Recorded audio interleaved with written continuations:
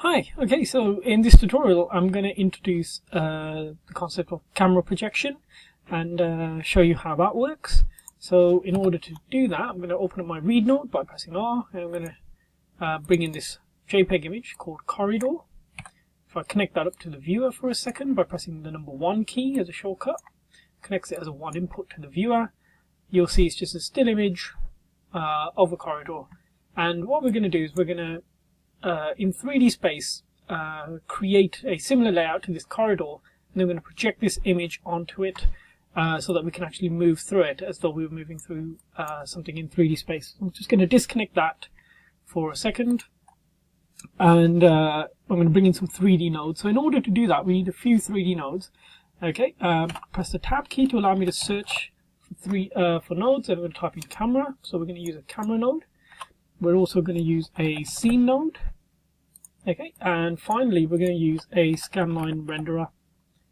And so you need a camera in order to move through 3D space. The scene node is the thing that allows you to connect your 3D objects to it, so you can have as many 3D objects as you like in the scene. And your scanline renderer is the thing that converts your 3D into 2D. So think about it just like any other renderer in a 3D application. Okay, so it has a camera input, so we'll connect that. And it has a scene input, and then we connect that up, and that's generally your basic setup for 3D. Think about it as everything that's above the scanline renderer here, so your cameras, your scene, anything else is 3D, and everything beneath it is 2D. As a quick example of that, if I say for example go into here, bring in a blur node, I can't connect that up to a scene or so on because it's a 3D node, but you'll see directly under the scanline renderer it drops in. Okay, so like I said, you're working with 3D up here, and then you're in a sense rendering it out and creating 2D images beneath it, and then you can sort of continue on adding effects or anything else using your normal 2D nodes. It also has a background input, so you can have a background if we connect that up just so that you can look at something while you're working through, so it allows you to sort of work out placement of 3D objects, things like that. But we won't be keeping that connected when we're actually going to do a projection, a camera projection. Now, to make things a bit simpler, I'll show you what a final camera projection is trying to do. But just before I do that as well, by the way, now we've got this set up, if you want to look at your 3D scene, what you can do is with your mouse in your viewer, press the tab key, and that will switch to 3D view. Press tab again, and you switch back to 2D. You can also do it by just clicking on the drop down here. It's the same thing. Tab key is just the shortcut. Once we're in 3D, if you use your middle mouse button, if you've got a scroll wheel, you can zoom in and out. If you press the middle mouse button in, it should zoom into your 3D objects. And if you hold the control key down and click and drag, you should be able to rotate around in 3D space as well. Okay, so those are kind of the key things that you would usually use it for. And then pressing the middle mouse button and dragging allows me to sort of move in 3D space as well. Right, okay, so you'll see we can't see the background in there, although we can see it in 2D view, because like I said, that background input is just to allow you to see something here in 2D. It doesn't exist in 3D space. But, like I said, I'll quickly show you what a final camera projection actually is meant to look like. So with a camera projection, what you want to think about is this camera here is no longer a camera. Think of it like a projector, okay? Any other projector, it's just projecting an image out. What is it projecting onto? So first thing we need is a surface. So what I'm going to do is press the tab key to bring up my search box for nodes, and I'm going to type in camera. Sorry, I'm not typing in camera. What am I doing? I'm going to type in card, and I'm going to go for that card, not card 3D. Go for my card here, and you see we've got this card shape, and I'm going to connect that up to the scene. Okay, and now that that's connected up, let's pull this back a bit so we can actually see it on the camera. Now, like I said, this is just to give you an idea of what it'll look like at the end. So when we're finished, what we'll use is a project 3D node. Okay, and that connects up to there. And you'll see the project 3D node has two inputs. One for a camera, so we say that's the projector. And the other input is what do you want to project. So we select an image that we want to project. And you'll see now what happens is, we can disconnect the camera from there, by the way. And you see now what happens is the image is actually showing up on the card. But a lot smaller, and that's because at the moment, because that's to do with the size of the card. So if I double click the card and just scale it up a bit, you'll see the image shows up in its entirety now. There. By the way, the reason we're getting this view is just because we haven't got a camera connected, and so this is kind of the default view.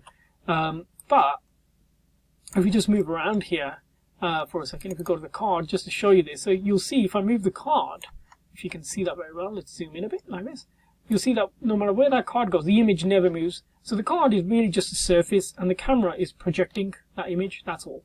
Okay?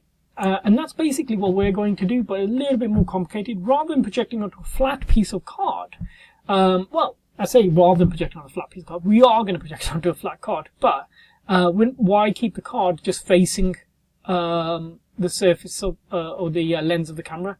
Instead, why not actually rotate the card? So you can see, by the way, the projection still appears the same, but why not, say, rotate the card for one wall and then have another card for the other part of the wall and another one for another part, and actually recreate this scene in 3D space. That's basically what we're going to do. We're going to use a series of cards and we're going to recreate this scene, and then we're going to project that same background onto all those cards. Okay, and then we should actually be able to move through that scene, and that should give us a sense of being in a true 3D space.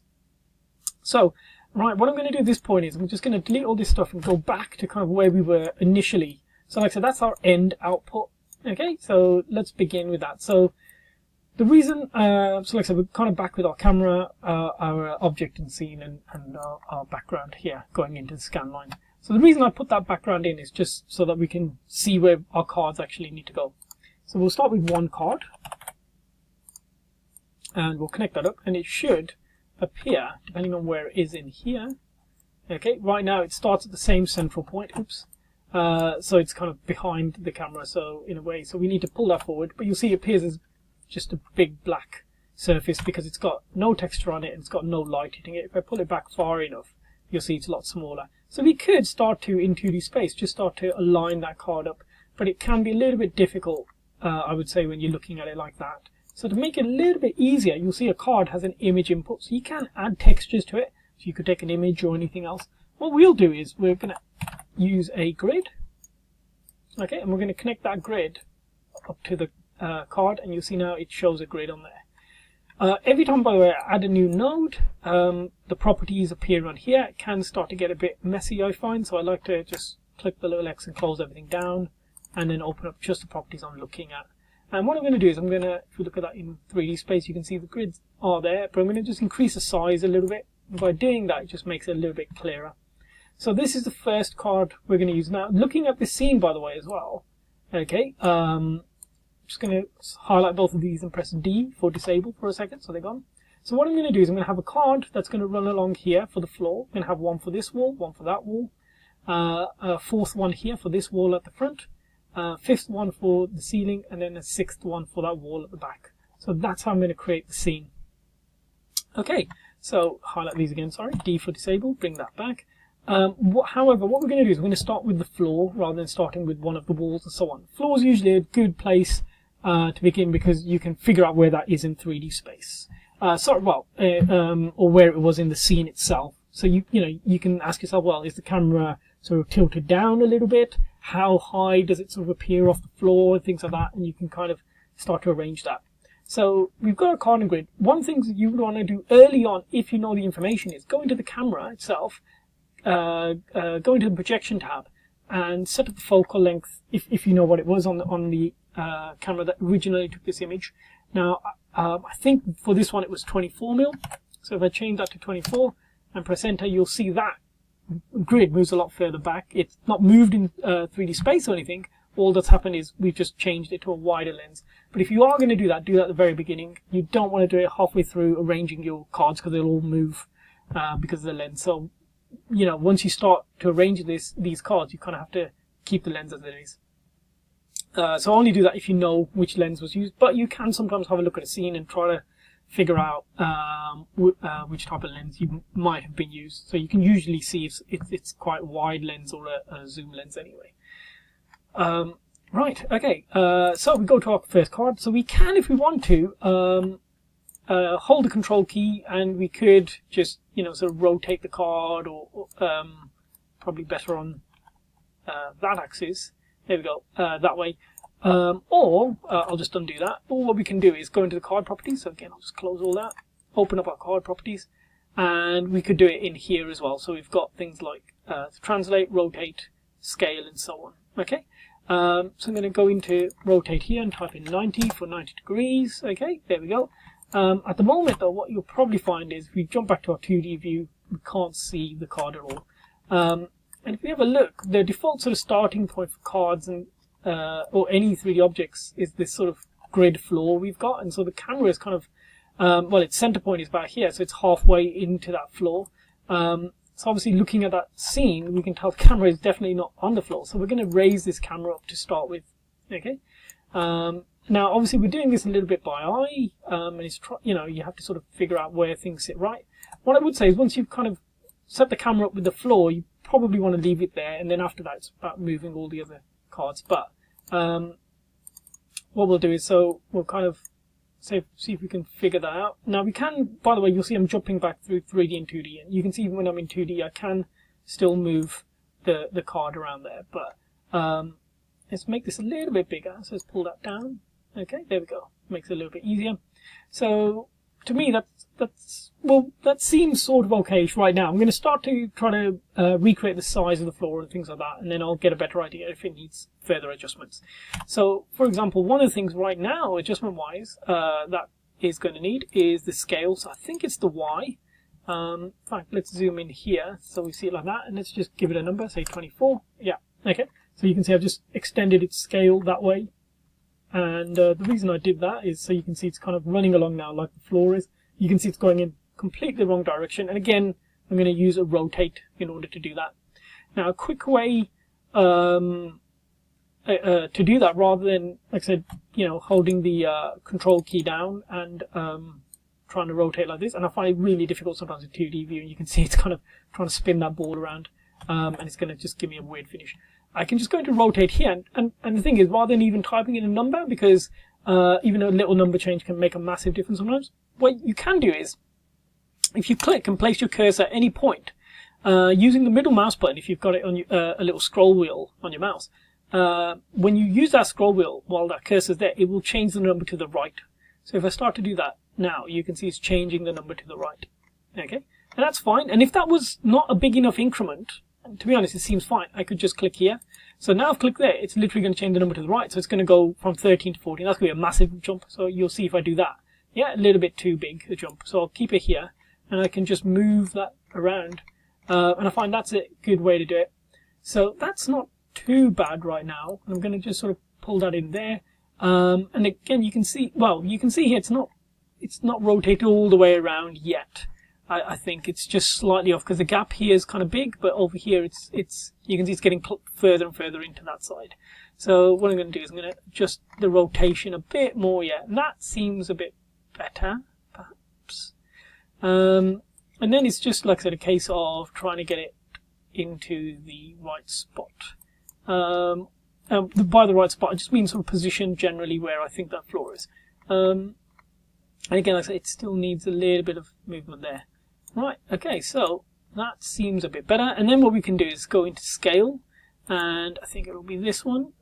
And again, if the number's too big there, the number change, I'll just click here and it'll do a smaller increment. And just going to enlarge this. Now, the important thing, or what we're going to be trying to do with this, is just get it to make sure when we create all the cards that they all touch, okay, that they all meet. So we don't want to leave any gaps. So with this, I have to kind of decide where do I want my endpoint to be. Do I want it to be there, or do I want it to be here? I'm a little bit fine with it. I'm okay with it going a little bit over. I think it'll be fine with that. But that's kind of one card done so far. It looks like it needs to go a little bit further down, so I'm just going to pull that back, jump back into 2D view. You can see it doesn't really reach the end, so that needs a little bit of work. So I'm going to just do that, okay, and you can see it's getting there slowly. But that's basically what we're going to be doing, okay? And then at some point, hopefully, and right now that feels like it's going kind of high, so I might need to look at the tilt on the camera. I think it might have just been slightly tilted. But I'm going to adjust that, and then, so I'll be coming back in another tutorial where we're going to work on the sides and so on. But that's just hopefully getting you started on sort of putting your cards into the scene. Okay, so I'll see you in tutorial number 2.